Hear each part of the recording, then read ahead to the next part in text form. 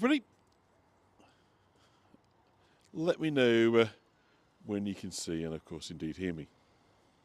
When I'm coming through loud and hopefully clear. Hello, Ronnie. Happy birthday for the other day. Hope you had a nice day. And Linda's on as well. Hello, Linda. How nice to see you. And Leslie is on as well. So that's lovely. And Tricia. Hello, Tricia. Nice to see you. And Natalie as well. Are you wrecking the spot? You get everywhere these days, Natalie. So, wouldn't be surprised to see you appear at some point. Most welcome. How are we all? Hope it's a bit warmer where you are than where I am. It is nithering, to use an expression used hereabouts. So, hat, scarf, gloves. Gloves are going to have to come off to work the electronics from time to time. But otherwise, I'm going to keep everything as wrapped up as I possibly can because it's flipping cold. Mary's second live tour today, so do tell us, Mary, where have you been hitherto? And it is certainly frosty icicles. Hello, John. Hope you had a nice Thanksgiving day in York. Oh, hello, Joyce. Thanksgiving, interesting one. I noticed, obviously, Stefan, a little bit of chat about that. Interesting tradition, kind of filtered English, Nottinghamshire, East Midlands, via the Netherlands across to North America. And in the nicest possible sense, you're most welcome to the Puritans, that I know is a founding part of your story, but really was something of an aberration in this British Island story, insofar as they were killjoys. They hated Christmas, hated celebration, parties, fun, sport, theatre, dancing, pubs, literature, anything that people enjoyed, the Puritans were largely against. So they decided that we were simply far too feckless in this country. We were never going to improve things, so they just take themselves off and start all afresh on your shores. So delighted that that's something to celebrate for you guys. But as I say, we're quite happy with our frivolity over here, although on days like this, it doesn't feel especially frivolous. But perhaps a bit of dancing is needed to keep cool. But yeah. So Thanksgiving, interesting kind of tradition, of course. So it obviously unites England and the United States, what became the United States. At that time, of course, was part of Great Britain, the colonies. But there we go. So who else is on? So Mitzi, hello Mitzi. And Carolyn Bowie is on as well. So that's nice to see. Welcome one and all. They certainly ate and drank like drains. Trist, hello. It's kind of interesting, isn't it? But as I say, it seems to be sort of austere, doesn't it? Seems to be the hallmark of the Puritans. The kind of fun was sitting reading the scriptures, which of course is a perfectly worthwhile and valuable thing to do. But there's more to life, I think, than simply Bible study. But they felt otherwise, so we had to part ways, as I say, and thankfully that was amicable. And we'll chat and laugh about it today. So I thought we'd kind of start down here. So we're kind of going live. We're going to obviously try and catch this light as it goes down. But we're at the castle, so I'm going to do a sort of slightly ziggy-zaggy route to kind of take you to the square. But as the light's going to go down, we're going to have a look at the Christmas tree and stuff. But I thought I would start us over here because this is brand new since I was last here. And I don't want to go too close because they are in there. But have a look at this. This is another one, hello Anne, of the checkered houses. So just as a kind of reminder, or if you haven't been on these tours in Knaresborough before, the checkered house is something of a kind of motif of Knaresborough. Started in the early 1800s by a local landowner who happened to own the manor house. He was such an aficionado of chess, he'd had to celebrate that love by painting his house in a checkered colour, black and white squares. And so consequently, it became something of a fashion around these parts, which continues to this day. And this house only recently has gone down that road, but they've combined it with the Knaresborough love of sort of public art and trompe l'oeil, trick of the eye, as they say in the French. So the light isn't great here. So if you can see, I don't want to go too far because it's somebody's garden. Also, it's very, very muddy. But there is a kingfisher that is flying out of there, and it is quite amazing. So you've got a sort of cylinder kind of disappearing lights. You've got that kind of perspective kind of a vanishing point being created. You've got the kingfisher flying out by the river, of course, and those flowers, I'm not entirely sure what they are. So it's a very, very playful reproduction. It's a very much individual take on the Knaresborough checkered, but I could not resist but bring you that. And that, of course, sits around here on the moat. We're going to talk about the castle a little bit later on. But let's go and have a look at what the sky's doing. Looking over Knaresborough, for those who haven't been, you're getting the money shot in early this time. Normally I tease you a little bit and make you wait, but as the light's going down, we're going to have a little look at it now. And then we'll come back, walk down the waterside, and look at it up close later on. But isn't that something? So if you remember, this is, I don't know if she's on, but this was one of, gosh, name's gone blank now for a second. Who collects my houses? She won't forgive me for this, but it'll come to me in a minute. Gosh, what's that lady's name? Anyway, never mind. So, for those that haven't been to Knaresborough, we're going to talk about the castle very shortly. The lights coming up look very dramatic. But it is characterised by a kind of wide open gorge.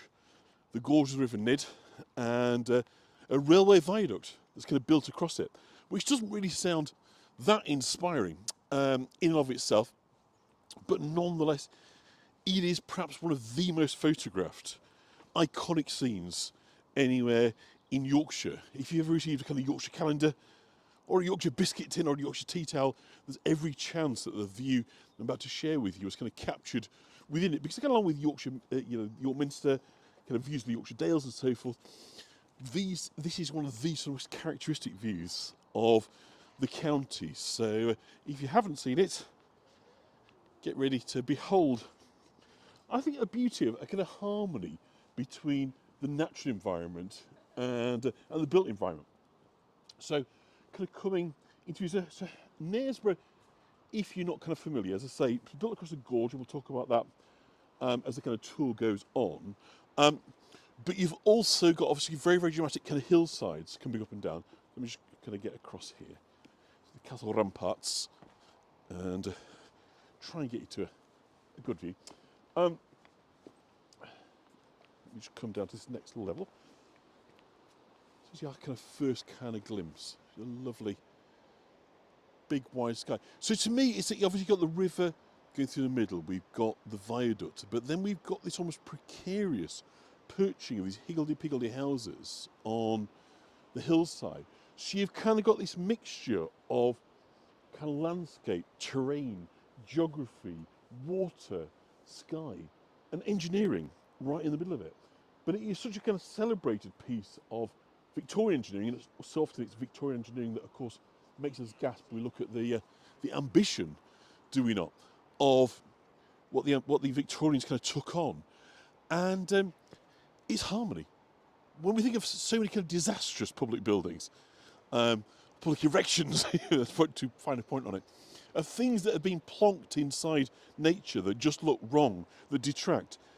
But then just once in a while, it goes the opposite way. You get something that not only doesn't detract from it, it adds for it. It brings something to it. And I think this is one of those occasions. I'm just going to go down to the next level. Just going to bring you across, because obviously we're sort of go down a gradiated hillside, but let me give you a nice view. I think the harmony here between the landscape and, let's get a nice reflection picture there, the kind of the natural undulating landscape, the V shape, of the gorge, the waterway, the viaduct, of course, the reflection, and now, of course, given the evening, the light starting to come up, and as we're going to walk down a bit later on, more of that will be illuminated. Hopefully we'll get something even more dramatic. You've got just in the kind of the just off centre on the horizon line, you've got sort of top of St John's Church there, dating from the 14th century. And it really just adds up to a harmonious, but also a really peaceful, I think tranquil scene. It's kind of hard for me to really kind of express it in terms other than of kind of sheer aberration. You've got to recognise that I've been coming here kind of all my life, or at least, there's been gaps, obviously, I've been elsewhere, but, I've always someplace you always return to. And ask anybody who's been to Yorkshire, even people from the northwest, like Anne, that's on here, but Anne Littler, I'm sure Anne will have kind of come across, because it's one of those iconic places for northern people to visit. It's got a calmness, a stillness, a place where time might march on. but somehow Knaresborough stays the same. It seems untouched by time. And yet, of course, what we're looking at is a composite of a built environment, a medieval church, a Victorian bridge, Georgian buildings, an Edwardian sculptured waterside. It is a composite, but it's been done with such care, such attention, and with such good intention, I think, to, of course, blend, as we just kind of spin round behind us, to the medieval kind of castle ruins as well, that we've just got this incredible setting for what is really, a picture-perfect scene. We've got Catherine, our home artist, our resident artist, in, who, again, you can probably express in better terms than I can. Anne's never been. Anne, you must.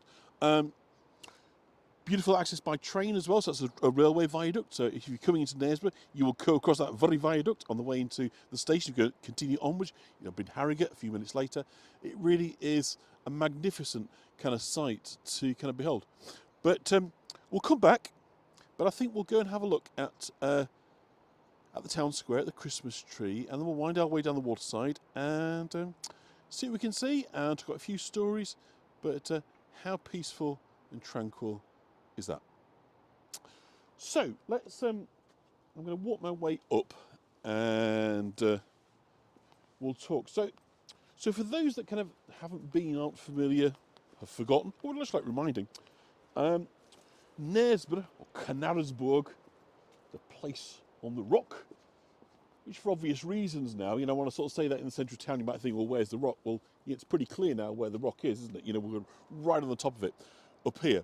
So this place has kind of been valued, since the earliest times. As you can imagine, to have been to places like Sutton Bank, going all the way kind of back to the Iron Age.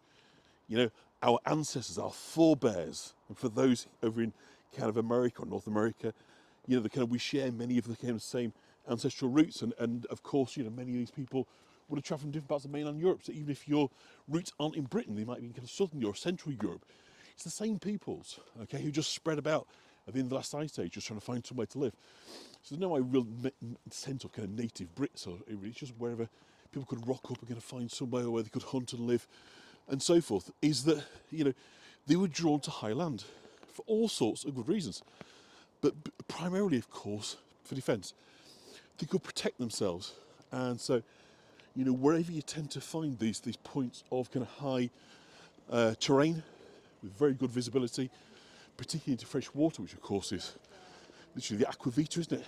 The water of life, the very kind of source of what we need to stay alive. You're going to find the older settlements, and Knaresborough, Knaresborough is one of those. So I'm just going to get a sip of water. I've been wittering on for a good 10 minutes without a break, so consequently I'm ready for a little wet.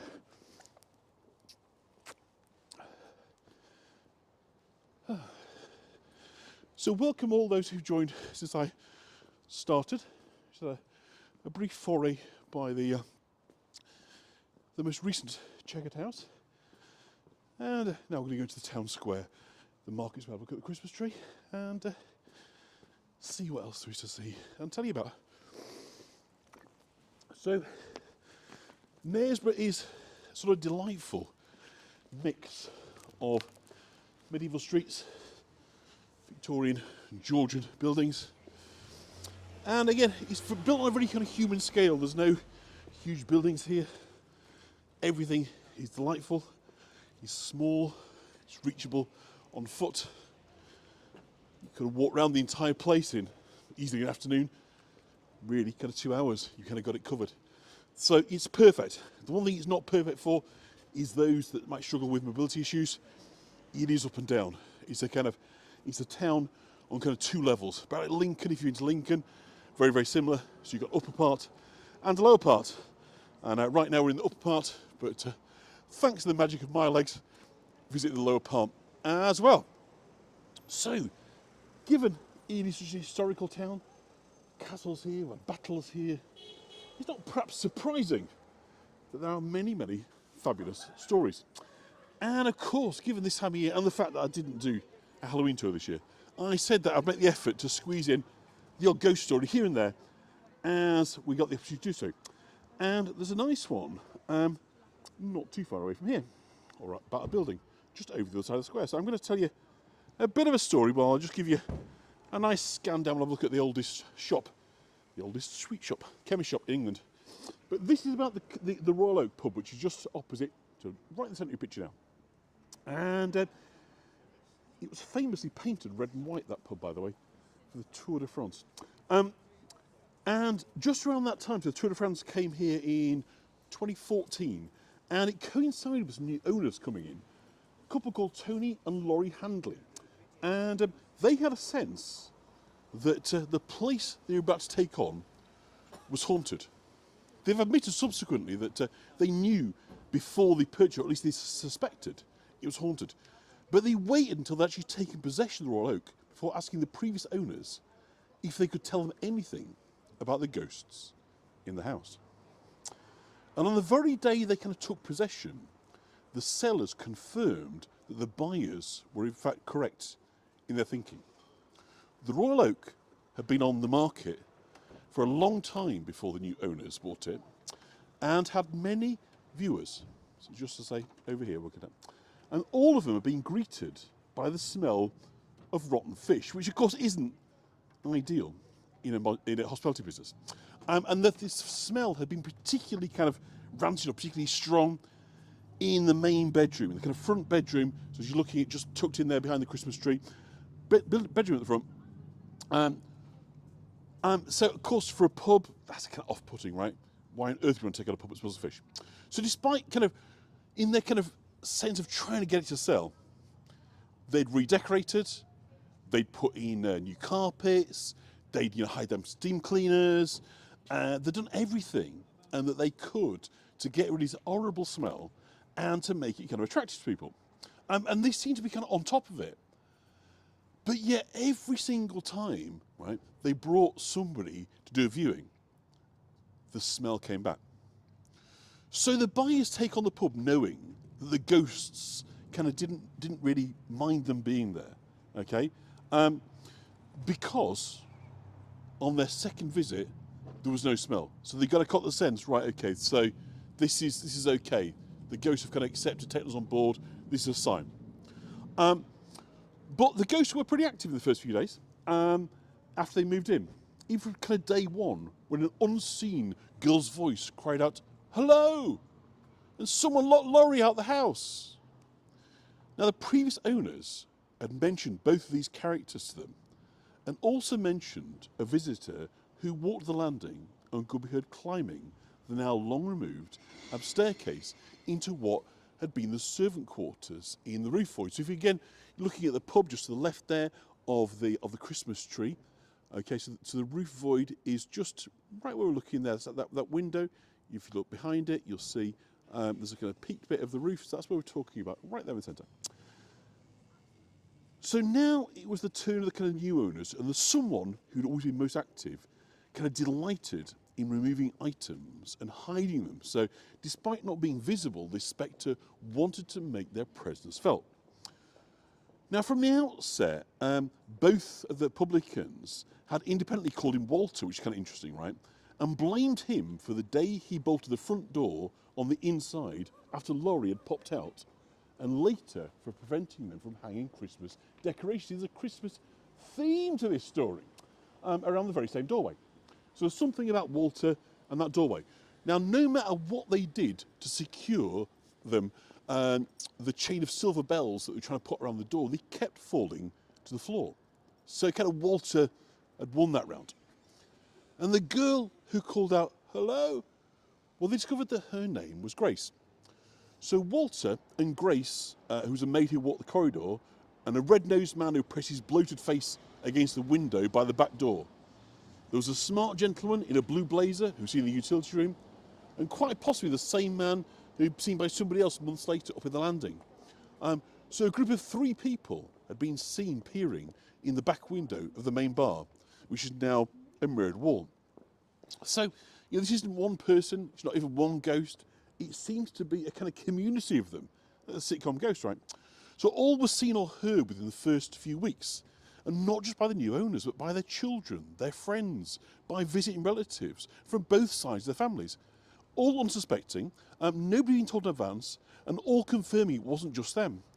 So one of these visiting relatives was their 3-year-old niece, who used to disappear upstairs whenever she came round. And when she asked, "Where have you been?" she'd say, "I've been upstairs playing with Grace," a 3-year-old. They heard about the landlord's granddaughter, who died in the building on a visit. Some years later, guests sleeping in what was the bedroom at Stankerfish awoke to see the door open and a white-robed man peering in.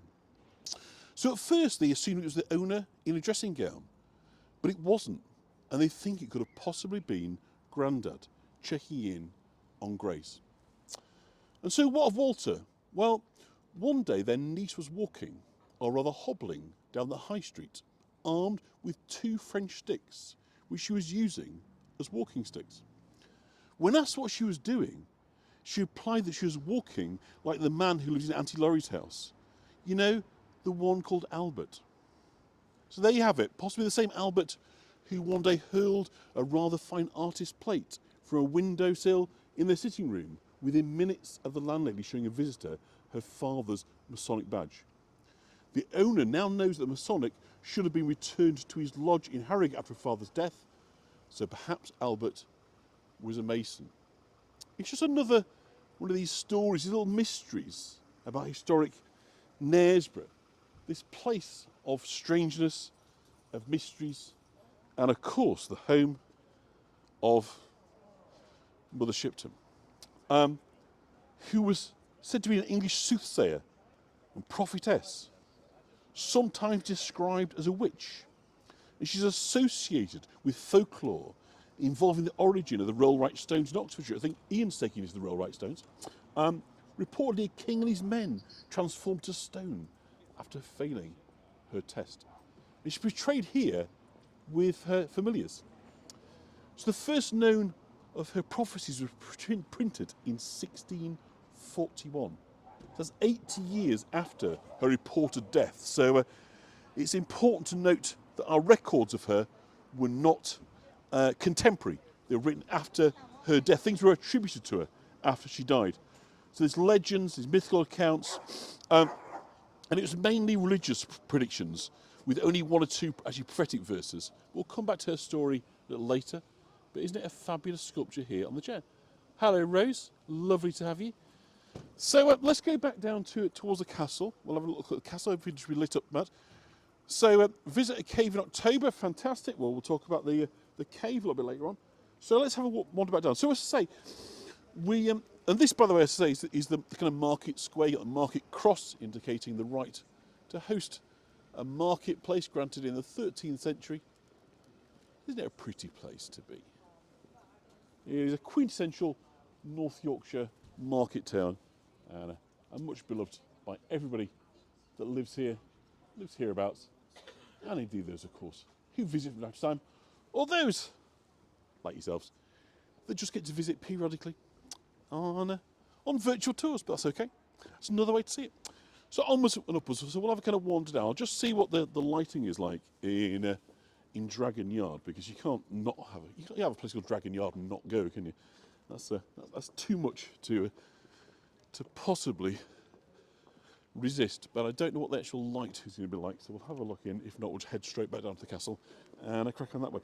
So yeah, the situation then historically of Knaresborough is based on its topography, on the fact that this is built on a kind of promontory on top of a rock with a hugely advantageous visibility and looking out on a Marlene. That's the name I was thinking of earlier. That was one of Marlene's houses. Apologies, Marlene, if you're on. I had a brain fog there. That's not quite a nice little light in here. So this is Green Dragon Yard. Who could resist that as your address? Isn't that delightful? And look at the lights. A bit of bokeh there on our image. In out of focus. Hopefully that's coming through to you in nice, crisp, high definition. Hopefully getting a good picture and good sound. Linda's in Baltimore. Only rain, nasty cold rain. Oh. Baltimore's the home of The Wire, isn't it? A TV show. A lot about Baltimore watching that. So, very delightful, isn't it? So it's definitely a night for a hot chocolate, I think, isn't it? And a warm fire. So you've got the opportunity to have a hot chocolate and a warm fire. That'd be perfect. I think share these. So we've got behind us the flax mill. As we kind of go down the water side, we'll talk a little bit about the textile industry. This was once a flax mill, so flax, kind of linen seed, which is used to kind of make cotton and flex. That was kind of produced here. So it was a industrial town. Doesn't look it, but the fact that it had very clean, fast-flowing water meant that it was particularly good for textiles, for cleaning and dyeing. It was particularly kind of effective. So let's go back down towards the castle. So, given you've got this sort of fabulous kind of landscape that already been kind of recognised early on, certainly in kind of the Iron Age period, when the Normans came at the kind of the latter end of the 11th century, they certainly recognised this was a good spot to build a castle. And so they built a castle here, and we know that by 1129 this castle was not only substantially complete, but was seen as important enough to invest in. So King Henry I spent a whopping £11 on strengthening what's known as the King's Works at Knaresborough. So it was important in the campaigns against the Scots. So the period that we're talking about was characterised by England's, you had kind of two long-running kind of rivalries, England and France, England and Scotland. And both of them sort of driven by the fact that England decided it kind of felt the need to own both, simultaneously, both Scotland and France.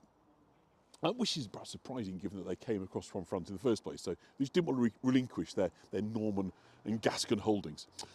So we know that in 1204, King John spent a further £1,290 turning Knaresborough Castle into a fortress. The waterway around was,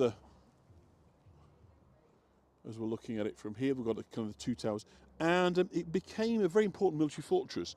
And there was an important manufacturer of what they call quarrels, which are the crossbow bolts. You know, the arrows you put in crossbows. This was the kind of major centre. So a century later, King Edward I began a programme of modernisation.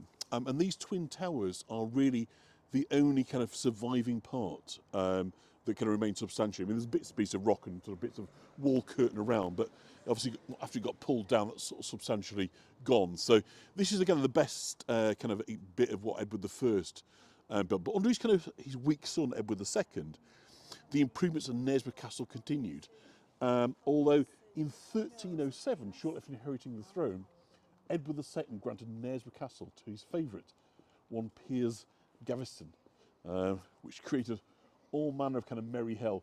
So Edward II's English barons felt that Piers had an undue influence over Edward and forced the king to exile Piers in 1308, so just a year later. But his exile didn't last long, as Piers Gaveston returned to his castle in 1309, so came out of exile.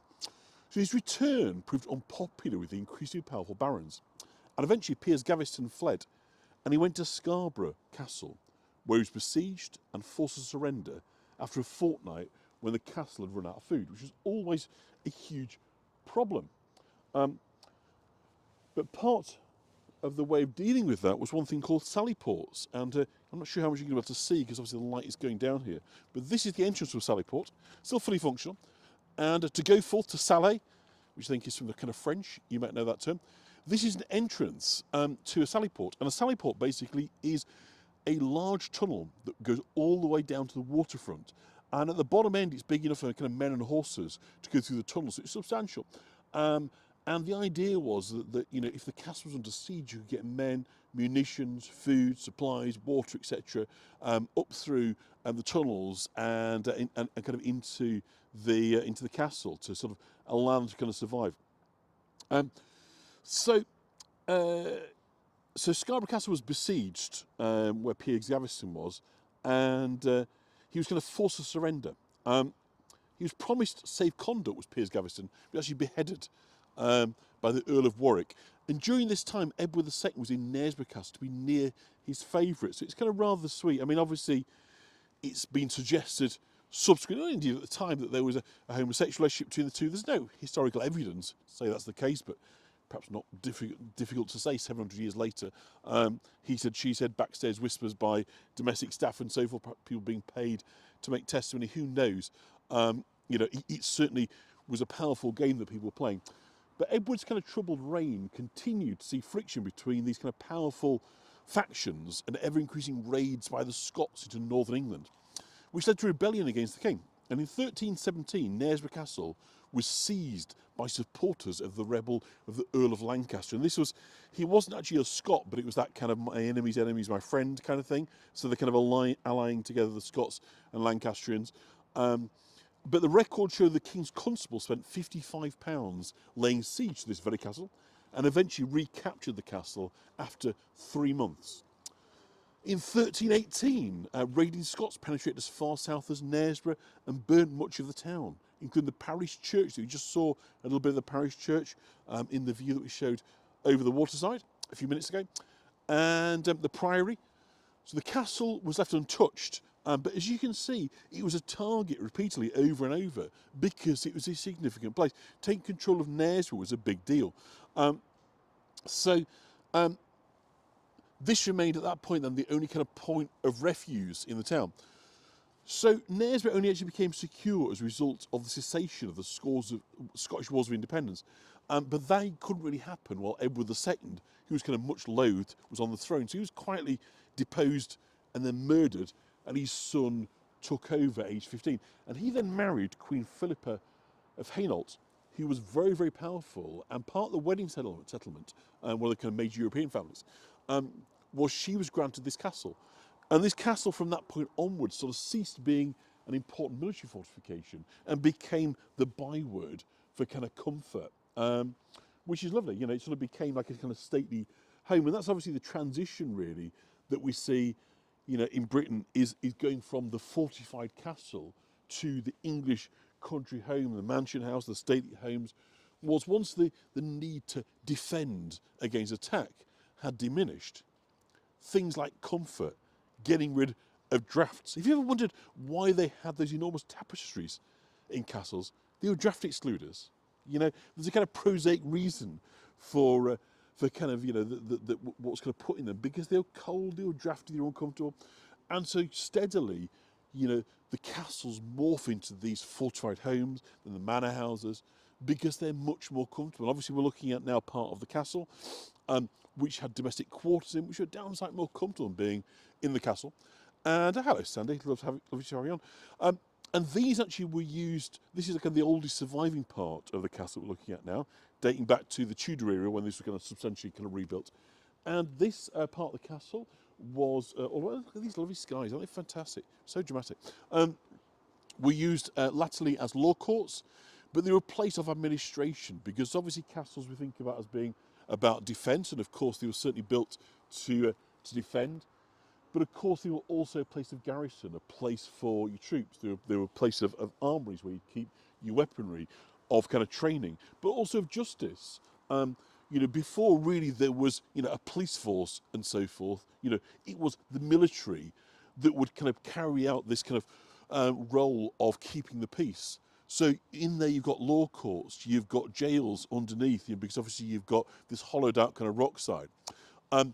So, you know, castles was really about, you know, imposing control, law and order, military, civil, criminal, you know, all these kind of elements, you know, and they were of course wrapped up in aristocracy, in birthright, the people that were, you know, the lords of the manor, the people that latterly became the magistrates, justice of the peace, the people that became the MPs, often the same families, they were born into it, and they had the authority, and the authority was largely based on the power of the sword.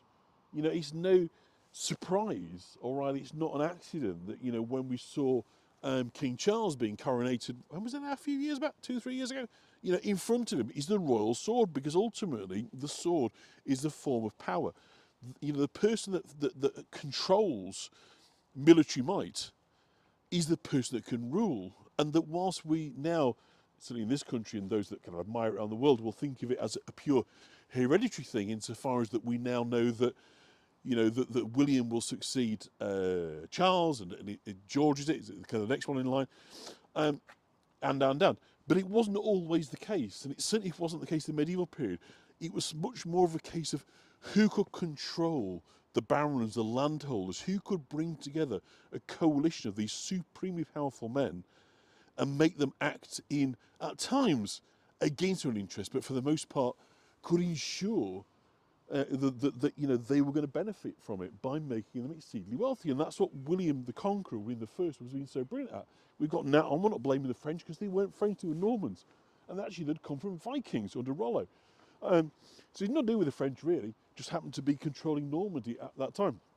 But he was supremely good at saying, come with me, and if we win, you're going to get wildly rich. And so Yorkshire, much of the north of England, was kind of carved up into these huge Norman estates. And North Yorkshire is still pretty much owned on that basis. You know, landed estates of 20, 30, 50, 100,000 acres are not unusual here. Lords of the manor owning the entire villages is not unusual here. It's the norm. And it's what the sword put in place, 1,000 years ago. And it still continues to this day. So it's not a critique that, I'm not kind of angry, it's not an open wound. But it's kind of interesting that, how long these kind of dynastic power bases can last. Now look at that, I promised you that we would come back and have a second look. So I think that's even more dramatic than it was last time. So assume tapestries cover windows. Yeah, well there weren't really many window openings. I mean, it certainly wasn't glass, wasn't widely used. I mean, obviously it was used in churches, sort of stained glass, coloured glass and so forth. But usually you'd have window openings and shutters, so wooden shutters, because you didn't kind of want the draft. So daylight as such was kind of negligible. In fact, it's one of the interesting things. I've kind of mentioned it, I'm sure, many times on tours. I know I repeat myself, but this idea of light, of living in light, is such a new part of the kind of human condition. That for millennia we lived mostly in darkness, or at least when the light went down, we were in darkness. This idea of illuminating the night, or rather being able to illuminate large parts of the night, is kind of really new. We had candles, we had torches, we had ways of creating light. But in creating that light, you kind of create more darkness around it, if you know what I mean. You think about how you light a candle, what happens immediately around it? It goes pitch black, right? So this idea of being in light rather than being in darkness is a sort of fairly new idea. Thank you, Elizabeth. That's most lovely, most generous. But isn't that something, ladies and gentlemen? I mean, look at the colour of the reflection there. Tell me when I get it bang on, Catherine, if you're still on. I'll just try and position that. So we're doing magic thirds, as you might say. So we'll try and get the peak of the of St John's Church there, about a third of the way into the picture. Very cold for Sandy. Not a lot of fun this time of year. So let's walk down by the kind of riverside. So you can see why, and in case you're wondering, by the way, what happened to this is during the English Civil War, so that we're now to the sort of 17th century, after it having become this kind of rather comfortable castle for Philip of Hainault, Edward III, and then the Duchy of Lancaster, owned by the Duchy of Lancaster, it then became a royal sort of fortress in the English Civil War in the 17th century, in the Middle Years. But when, of course, the royalist forces under King Charles I were ultimately defeated, they pulled down most of the Yorkshire castles. So at that time, Pickering Castle, Scarborough Castle, Knaresborough Castle, Richmond Castle, which had all been kind of royalist strongholds, were all sort of pulled down and destroyed. And the stones were used to fill in the moat. So the moat that we kind of saw on the other side, that was all kind of filled in. And in doing so, interestingly, it created a bridge to the town. So up until the kind of destruction of the castle in the kind of middle of the 17th century, the town and the castle were quite separate. But when they kind of destroyed it and put somewhere to put the stones, obviously a lot of them were used for kind of rebuilding, but the rubble, if you like, the aggregates as it would call it now, they went to create a land bridge. So there we go, that kind of link. So that's kind of interesting, isn't it? How history kind of shapes place and just changes topography and landscape. Because it was just, well, I've got to put them somewhere, haven't we? So let's kind of have a walk down. I can't believe we've already been going 40 minutes. I was going to say talk low today, but anyway, we'll see how we get on. I don't want to keep you too long. I think I put an hour into it, but we'll be a bit longer, if that's all right with you, because we've barely scratched the surface of all things. Knaresborough, I mean, look at that though. I mean, wow, isn't it just? there's just something that pulls you here time and time again. That's hard to explain, but it's easy when you're looking at it to see that it's just got, as I say, that just harmony, I think, you know, between the natural environment and the built environment, that you know it when you see it, but equally you know a mess when you see it too. So we're looking at across the River Nid, and the Nid we think is an Anglo-Saxon term, and we think that it means hidden river because the river goes underground for about 4 miles, a little bit further upstream from here. So we think Nid means underground river, and we know, as I say, that there's been settlements here since the Iron Age period, and largely because, of course, it has clean, fast-flowing water, and that's really important because if you can imagine that, without getting into too many of the kind of the nasties, as you might say, before we had sewerage, before we had clean water, if you had, you know, water that you're using for cooking, for drinking, for washing, and for you know, the necessities of life, should we put it that way? Yes, very much in use, Teresa, and if we stand here long enough, we'll see a train come across it. So hopefully at some point on this tour, as we're walking gradually down, we'll see a train go across. It should be in use about every 20 minutes. So as we've not seen a train yet, there's every chance that we'll see one in the next few minutes. So yes, without putting too fine a point on it, if you're putting human waste into waterway, if you've got fast-moving water, that is a real boon. Because as you can imagine, what that means is that it's getting swept away.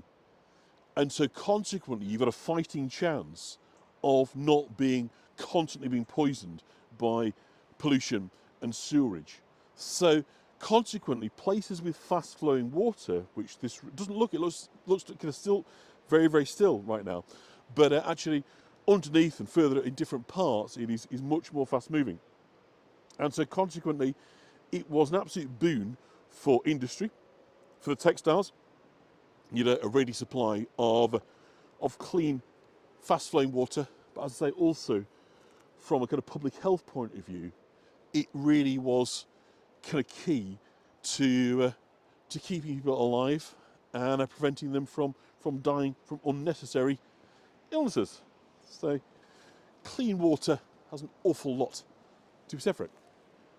So I'm just waiting for a train now, Teresa. So kind of charges. So if we kind of come down here, I don't know how much you'll kind of pick up if I sort of stop talking for a minute, just as we go down the hillside. You may be able to hear the water, which is very turbulent, very nearby. Can you hear that?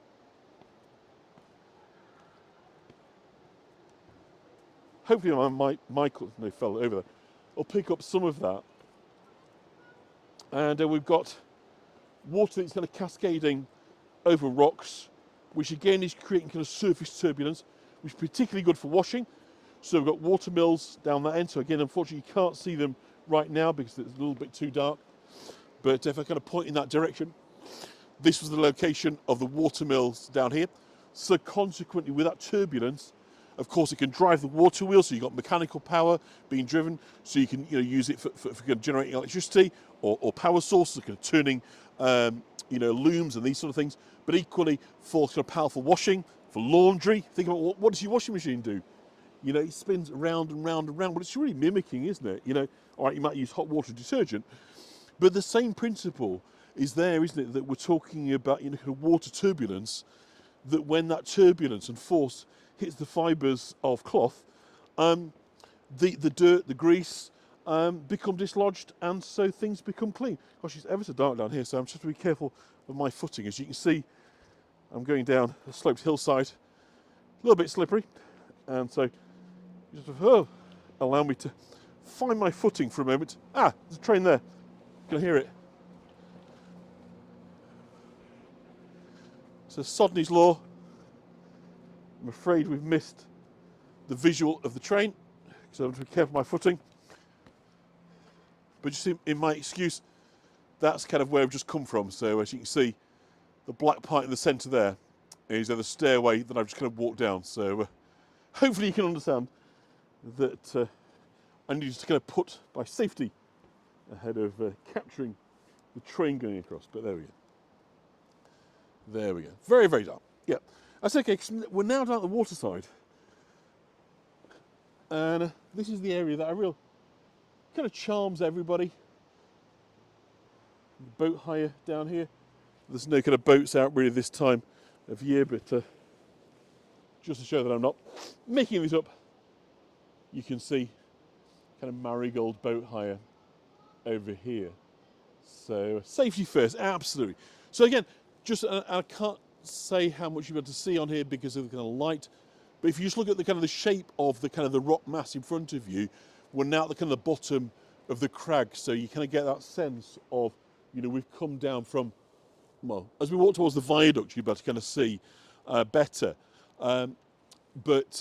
You know, we've kind of transcended the kind of landscape. So we were at the top, we're now kind of at the bottom, at the waterside.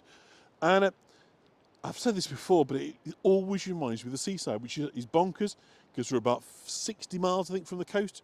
You know, even further inland than you are in York. But there's just something, it's the leisure element of it, because there's lots of bars and restaurants and getting ice cream and kind of boating. You know, it's got such a little holiday vibe to it as Knaresborough. It's such a kind of cute way, although it gets super busy, as you can imagine, that it just kind of reminds you of being somewhere nice, somewhere kind of delightful. To the pubs and restaurants down here. The problem, of course, the challenge is for those that are a little less mobile, is getting up and down. So I know that there is talk of a relay bus or some such thing like that in Lincoln to get people from the top to the bottom, which is probably long overdue, really. But we'll come up and have a look at the viaduct up close. There's that time to go, gosh, it's got cold all of a sudden. I say all of a sudden. It's been cold to set off, but it's even colder.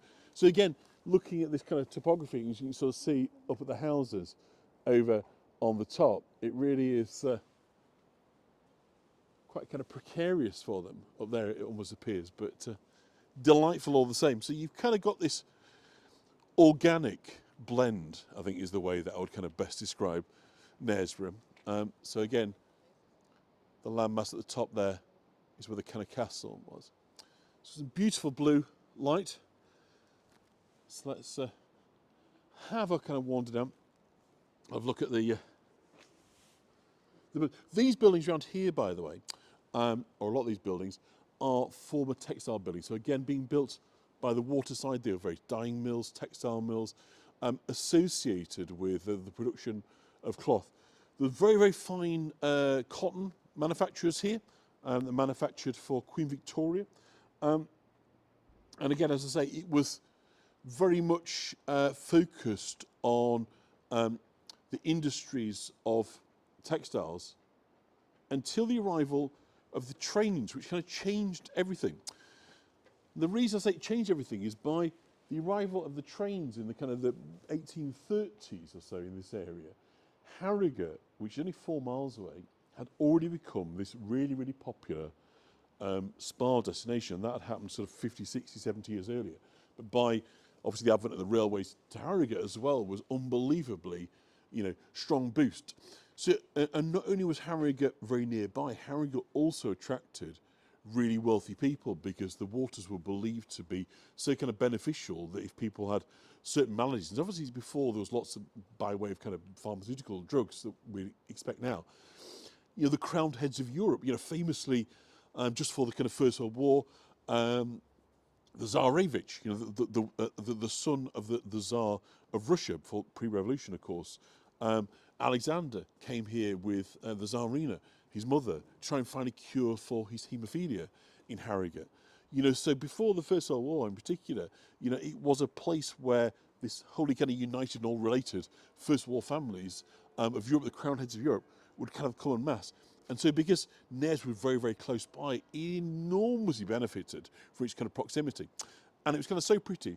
And so people came and bought little attractive holiday homes here in Knaresborough, so they could just hop on the train and go on into Harrogate and get the cures and so forth, this kind of fashionable resort. So it really was a clear kind of benefit for Knaresborough.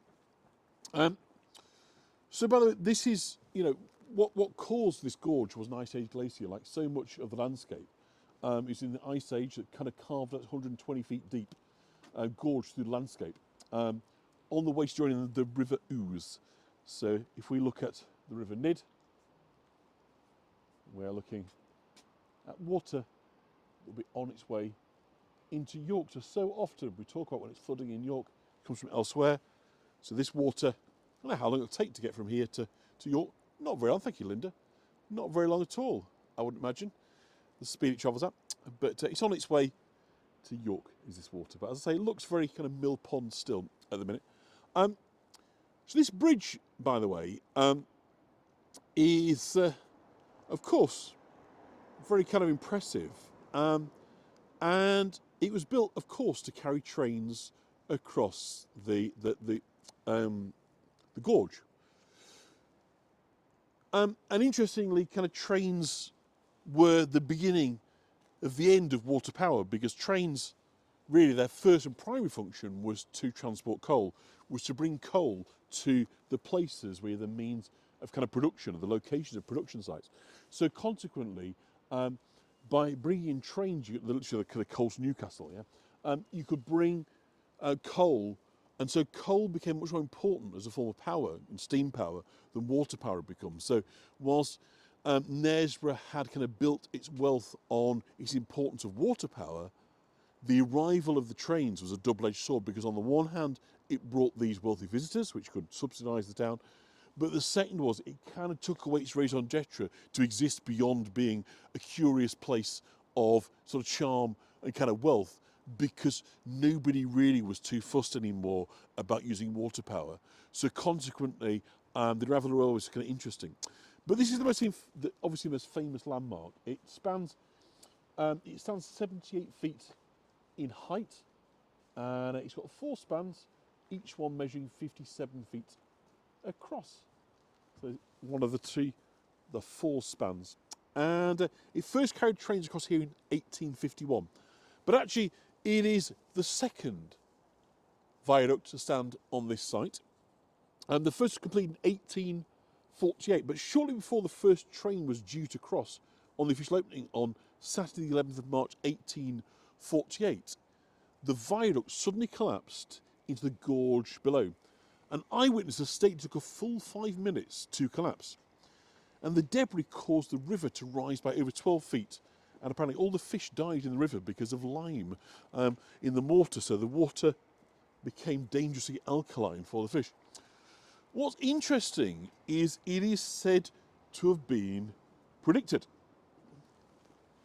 Many said it was simply poor workmanship, but there were others that said, no, this was foretold centuries earlier by a woman that Henry VIII called the Witch of York.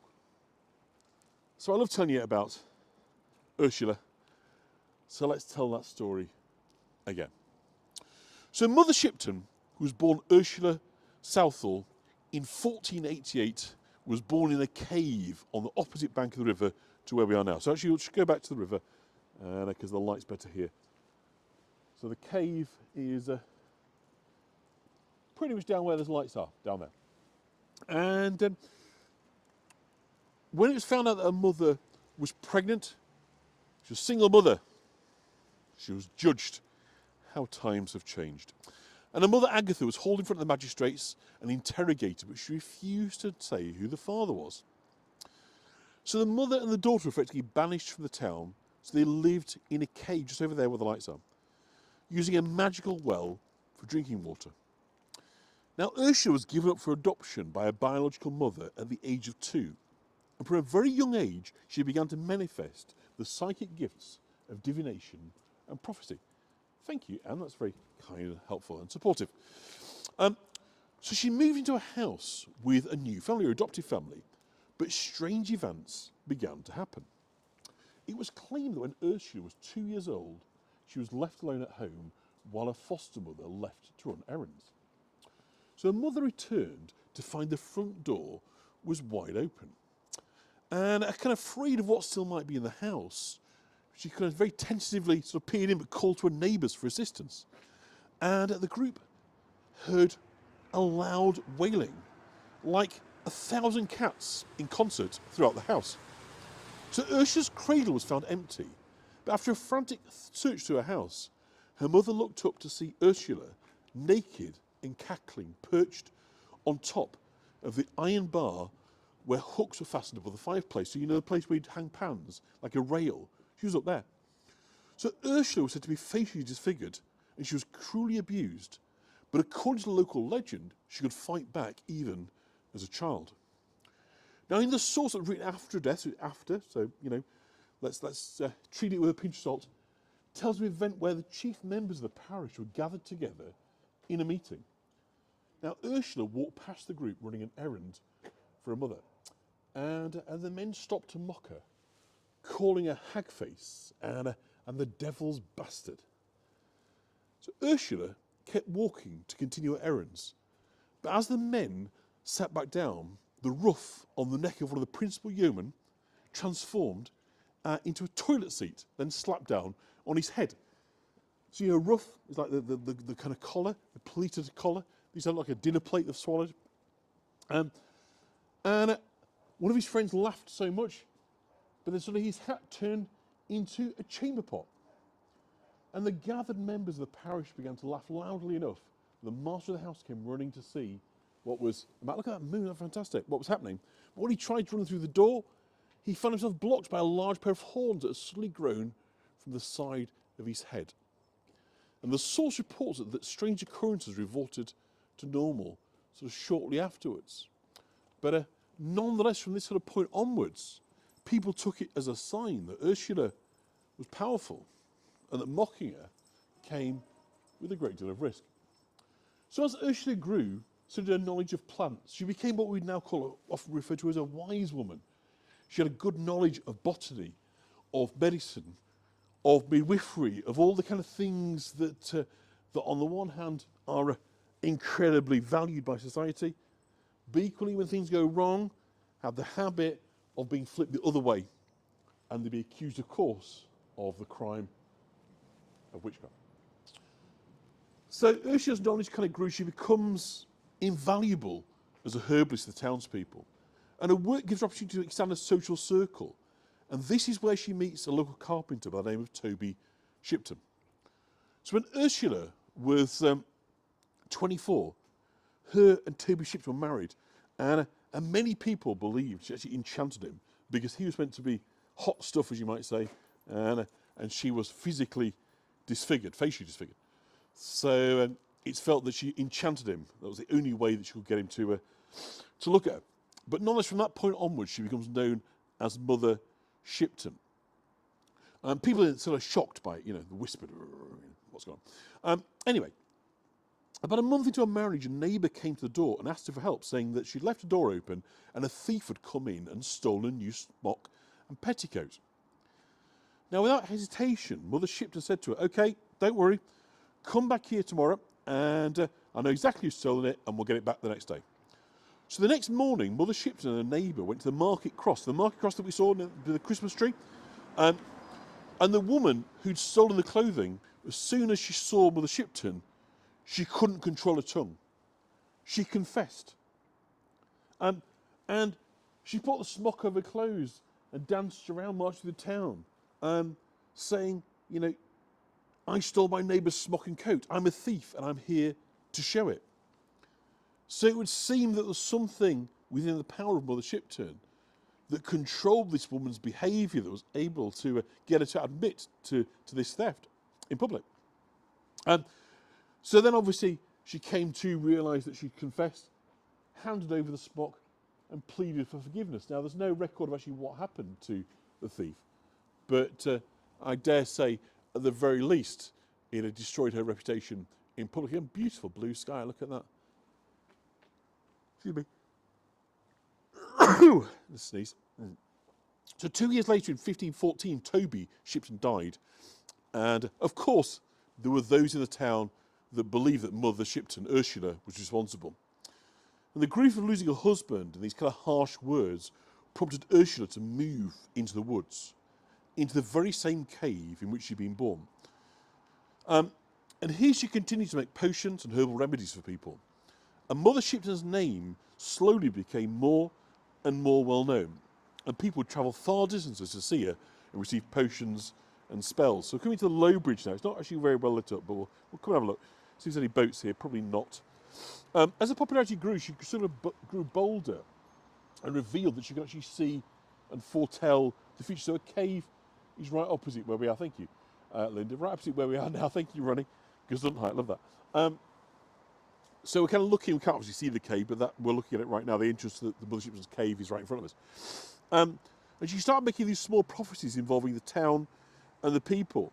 And as the prophecies came true, she began talking about the monarchy and the future of the world, which is kind of dangerous, really, if you think about it. You didn't really want to be doing too much by way of saying, unless you're going to say very, very good things, like, you know, you're all amazing and you're going to stay amazing and have amazing children and grandchildren, you're going to rule forever, and isn't that great? Prophecies, a bit dangerous. You don't really want to be going too far kind of down that road. So again, talking about not going too far, here's the water's edge, there's no rail, so I'm not going to go any further. I don't want any slipping hazards, so try and get you a little bit of the bridge in there, but that's as far as I'm going to go. And in 1537, King Henry VIII wrote a letter to the Duke of Norfolk where he talked about the Witch of York, which we think is a reference to Ursula. And she clashed with his chief advisor, Cardinal Wolsey, who threatened to have her burnt at the stake.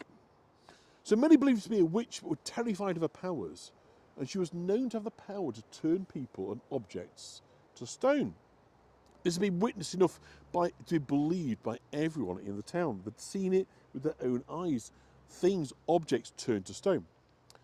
So Mother Shipton's prophecies are pretty cryptic, but she's believed to have predicted the separation of the Catholic Church under Henry VIII, the fall of Cardinal Wolsey, the premature death of Edward VI, which was Henry VIII's only son, and the violent reign of Bloody Mary, and the long reign of her half-sister Elizabeth I.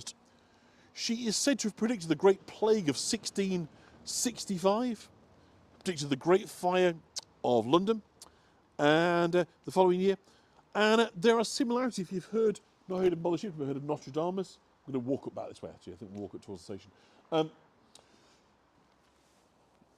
Then, you know, Nostradamus, very, very similar. And they were both kind of opaque, really, in terms of their prophecies. And they had to be because they were on that kind of borderline, being able to prophesy and being a witch or being involved in, you know, offences associated with witchcraft and the devil.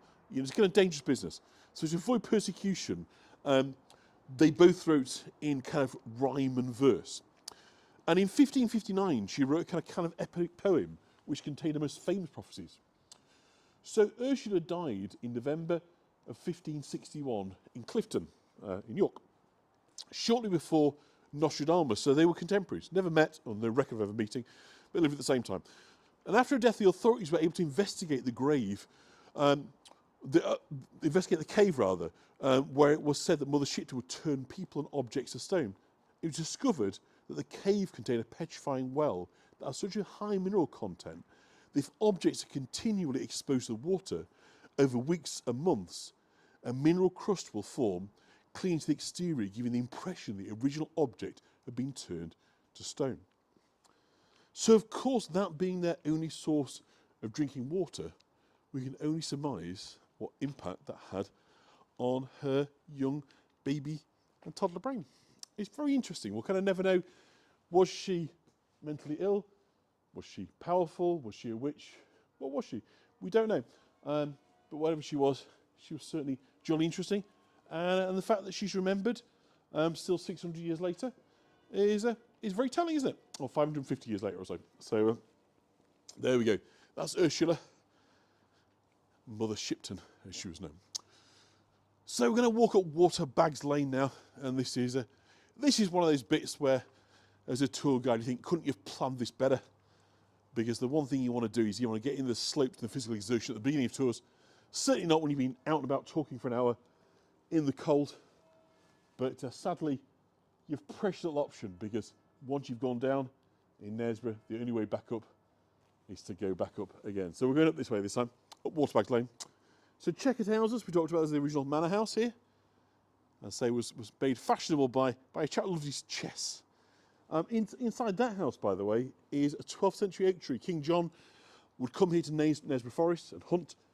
And there was a tree here that he would come and have his kind of lunch, his pack up, his tea after he kind of finished or took a break in hunting. He loved it so much they built a lodge around the tree, and eventually they built a manor house around the lodge. So consequently, that's on the location where King John, the famous King John, as in Robin Hood and Sheriff Nottingham, all that, would have his lunch, because he came here. It was his favourite hunting ground. So this is a cottage that was no doubt held by a trusty kind of retainer, but a wonderful angle. I'll just kind of come up here, you kind of see what I'm talking about here. So this house, we kind of get to the top of it, or halfway up the slope, appears to be only about 4 foot in height, the kind of ceiling height. You kind of run down and you see a big disparity, because of course the floor would slope as well. So I dare say a football could roll quite happily from one end of the room down to the other. But I love that. I think we're coming towards the end of the tour, because I'm getting a little bit cold and I get a bit out of breath. But we're going to have a little look at the station before we wander back into the square. So I do hope you've enjoyed this. I do take on the pain of walking, absolutely. But it keeps me out of trouble, keeps me fit. And I don't think I'm puffing and panting too much. So hopefully, that's the worst, isn't it, when you're trying to do it and you can't breathe. So again, beautiful illumination. So everything around here, of course, is the local stone. So very, very kind of attractive buildings, all kind of carved out of our local magnesium limestone, and kind of very, very attractive buildings. Mid to late Georgian period. You see the bowed windows, very characteristic of the Georgian period. So when locked, let's see, can we get across? I think we can. I've shown you the station before, but we'll have a sneaky peeky, because it's just so cute. And it was designed by Thomas Prosser, who also did York and Durham, most of the stations on the East Coast Main Line, 1860s, 1870s. And it was a time where the Victorians just believed that if you can build something functional, why not make it beautiful too? Why compromise? And by golly, we've kind of lost that sense.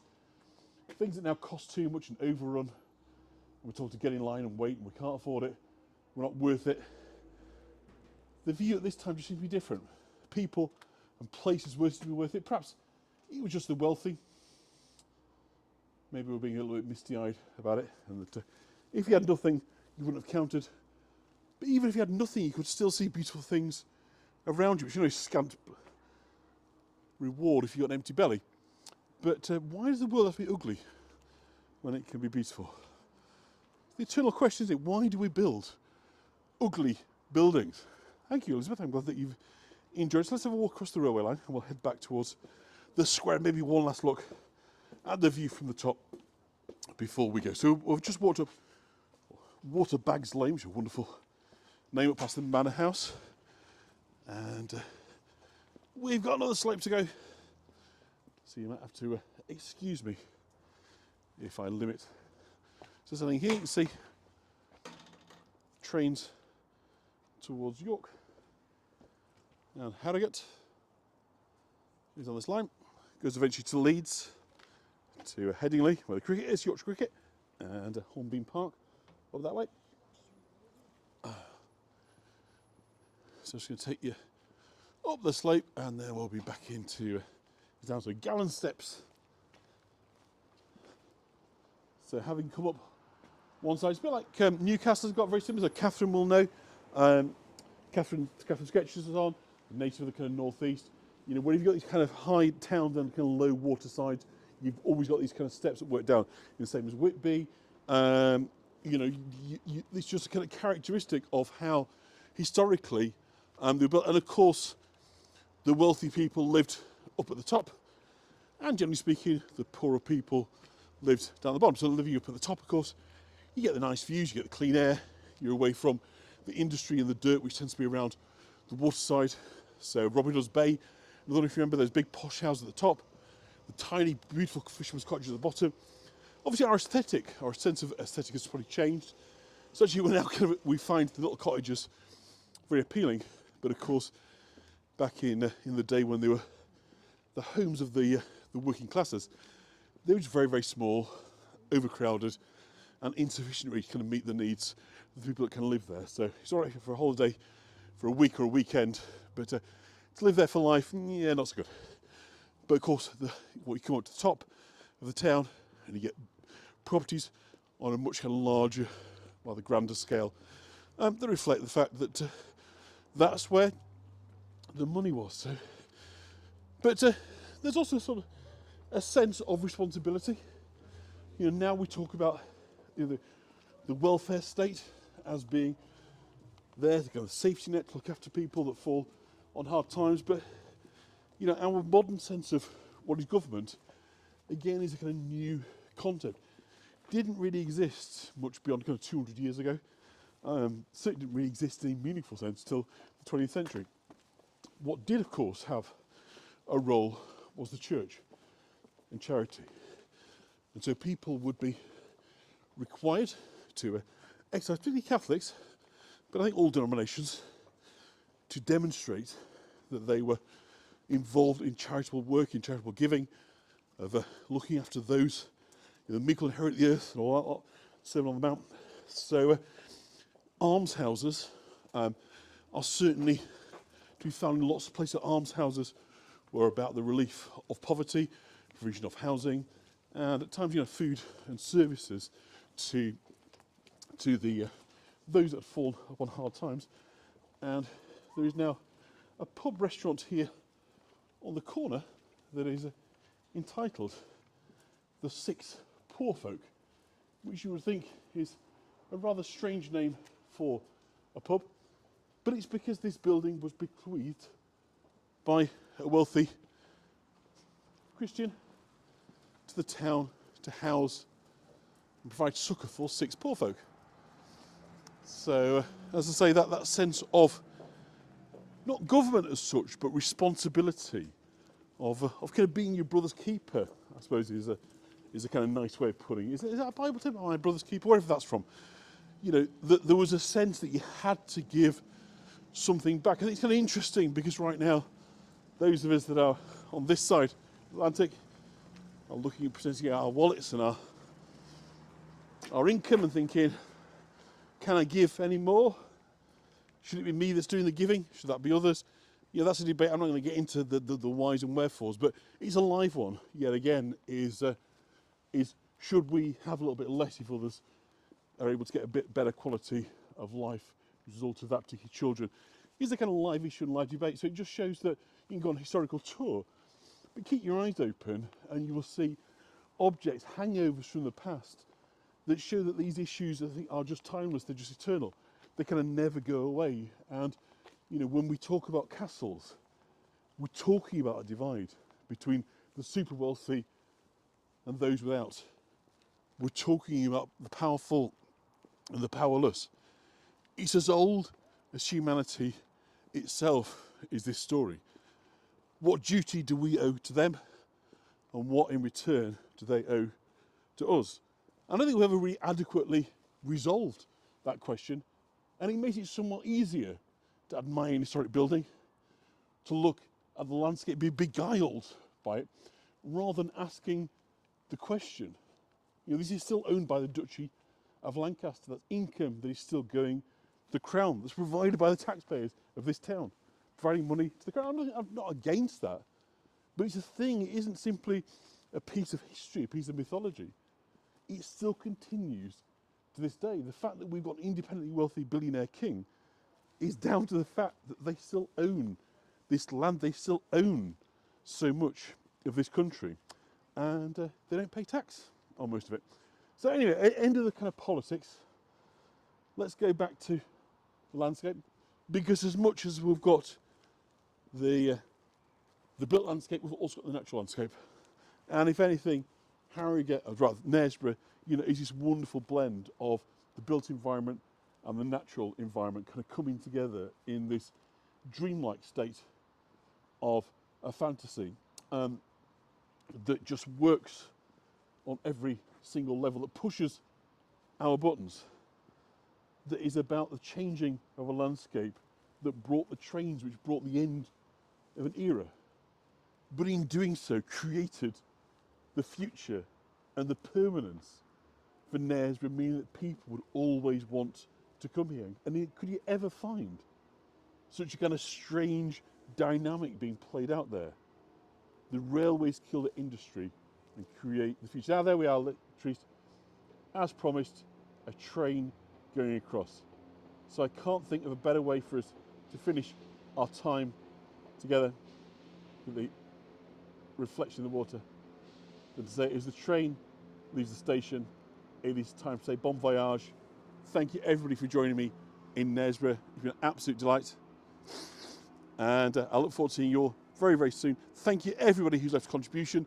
It is so important. It pays for time, for the research, and of course for the petrol and so forth. And it just helps. So if you're able to, thank you so much for doing that. If not, I know that you will when you can. So thank you for your support, for your love, for your encouragement, and I'm going a long way. So thank you everybody, and I look forward to seeing you all very, very soon. So from Knaresborough in Yorkshire, this is John. I'll give you one last glimpse, and then we'll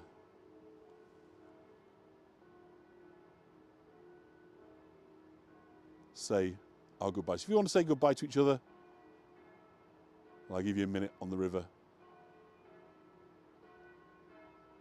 You can listen to the church bells.